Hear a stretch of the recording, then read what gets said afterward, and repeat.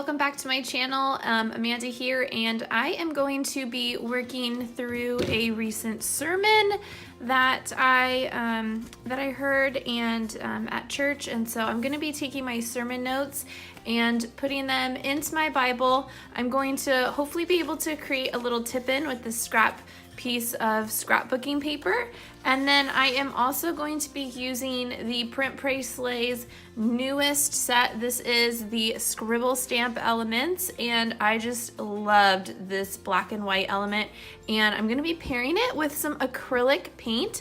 I have Deep Sea, Robin's Egg, and Jade from the Target collection, so I will be using those in my entry today.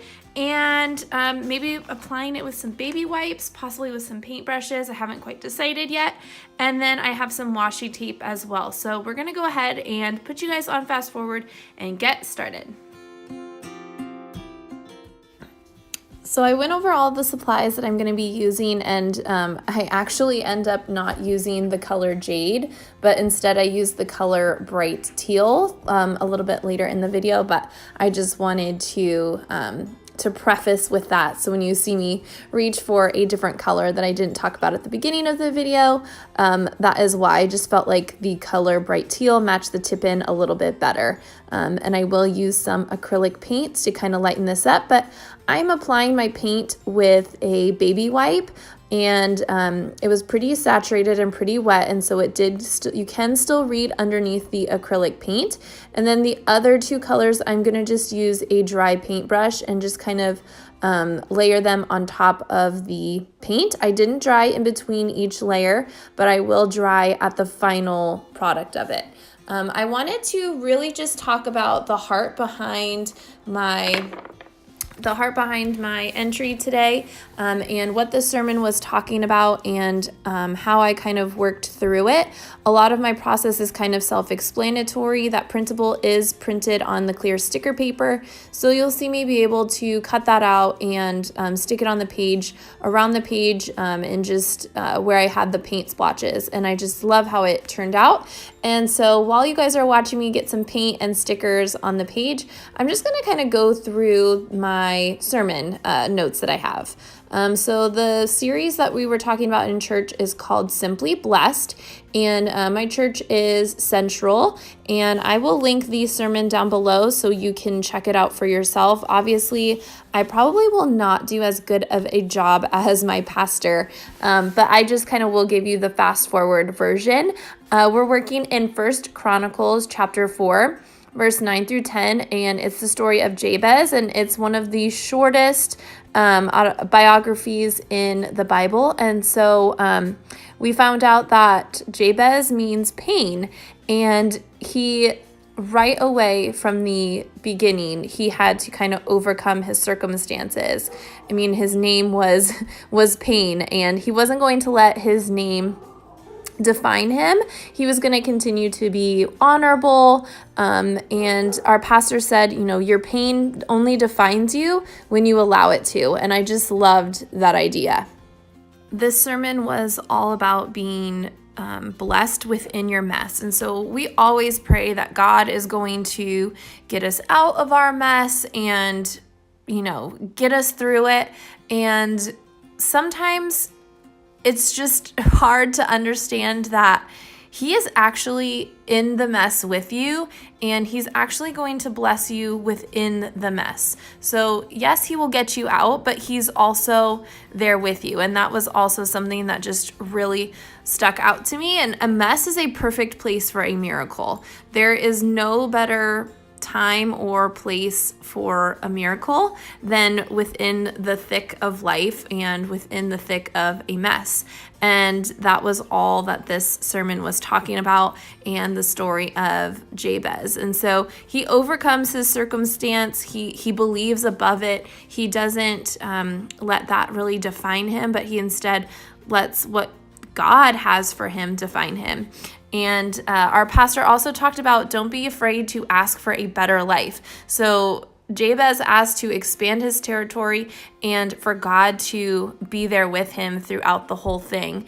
And he wasn't afraid to do that. Our God is a God who loves to bless and loves to grant our requests and loves to see us happy. And sometimes we give up on our prayers way too early. Jabez did not pray this prayer just one time and expect for it to happen, but you have to pray it over and over again, and you have to be persistent and tenacious in your prayer life. And he referenced the story of Jacob in Genesis, where Jacob is returning to see his brother after several years, and he is encountered by a man or a being of some type, and he wrestles with this being all night and into the night, and the being says, it's daybreak, you need to let me go. And Jacob says, no, I will not let go until you bless me. And at that moment, his name was changed to Israel, which is the meaning of one who wrestles with God. And so that was just like a really true picture of like, you're allowed to ask for blessings. You're allowed to ask for what you want and the better life that you want for yourself. And if it aligns for what God has for you and the better life that he has for you, then he is obviously going to grant that for you. And as I'm getting these stickers just printed and stuck down on the page and cutting them out, I'm just reminded of the prayers that I've asked, and I have definitely been one of those people that have stopped too early. And we sometimes forget that God answers prayers. Sometimes the answer is no, and he can truly be saving you from heartache and from heartbreak in his answering of your prayers. It might not be what you want, but it's going to eventually be something that you need. And the third thing that our pastor talked about was drawing near to God and making sure that while we're asking for all of these things, that we're not forgetting the person who gives us these things. And we ask him to be part of the blessing with us, and we ask him to be in the mess and to be in the blessing. And we know that no greater blessing is there than his presence. That is the ultimate blessing that we could have. And so when we start to idolize something or ask for something and then receive it and then treat it like an idol, that becomes a curse. And that's not what God wants for us. He wants us to have him as the focus of our hearts and of our life and of all of our blessings. And so that's super important to remember that, yes, we can ask for things, but we also need to remember that God is the one who needs to be present in it all, and it's up to us to ask him for that. So you can see here I've created my tip-in and I put my title right on the top. So when you do open up my Bible, that is the title that you will see. And then I'm just using my little stamps here. So my title will read, Bless in the Mess. And like I said, that was the kind of the main picture of the sermon. And when you lift up my little tip-in, that is where you are going to see all of my great little sermon notes. So I wanted to make sure that Kelly's printables from the Print Presley shop were visible underneath my tip-in and that they were kind of just peeking out. And so that is kind of where you see my placement of her tip-in. Of her printables. I did not want to add too many different elements to the page, so I kind of tried to stick with the hearts and the little splotches as well as the little circles. And you'll see that my washi tape is going to be a white washi tape with crosses on it, so that will bring another little element into the entry, and it will kind of match the cross down at the bottom of my little tip-in.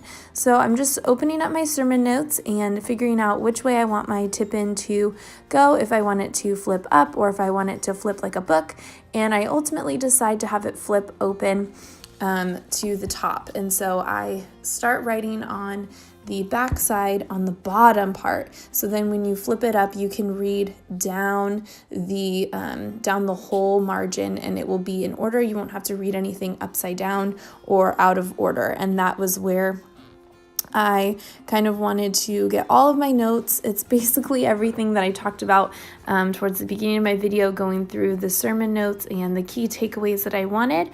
And I'm going to use little number stickers. They're the homespun numbers. That's what I'm going to reach for right now.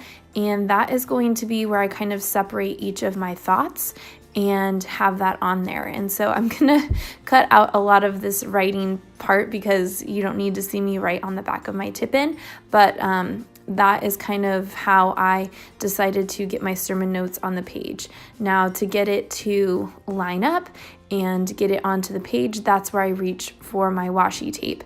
And you want to make sure when you're creating a tip-in that you do not put the tape all the way across the top of the tip-in. You do want to leave the two corners visible. That allows it to flap and not be completely adhered to the page. And so you'll see I just kind of stick the washi tape right in the middle. The two ends are completely visible, and then I will reinforce it on the back side. My tip is make sure to write or to not write all the way to the end of your tip-in. I did have to cover up a little bit of my words with that, but the good thing is that it was a clear washi, and so you can still see underneath it. And then I'm going to just continue my notes in the margin of my Bible. So like I said, when you read the tip-in, you're going to be able to read it all the way down, and it will make complete sense. And so I'm going to end this little guy with my date stamp. The great thing about the Illustrated Faith date stamp is that it has the word sermon as one of the options. And so I was able to indicate that this entry was coming from my sermon notes. And I always put the pastor's name that was giving the sermon just to give credit to the thoughts. I realize I have some blank space. And so I, of course, reach for Kelly's Printables again, and I want a little bit more of the heart element on the page, and that is where you see me put those little hearts right next to my journaling. And it was just a super fun little tip-in. I knew I had some extra of that scrapbook paper, and I wanted to be able to tab this entry, and so I reach for that, and then I am able to use my tab punch and punch out the cardstock piece of paper with that. That's going to do it for this entry. Be sure to follow me on Instagram at Ro Writes, and also be sure to check out the sermon. I am going to link it down below. It was a great one, and I will see you guys next time. Have a good day. Bye.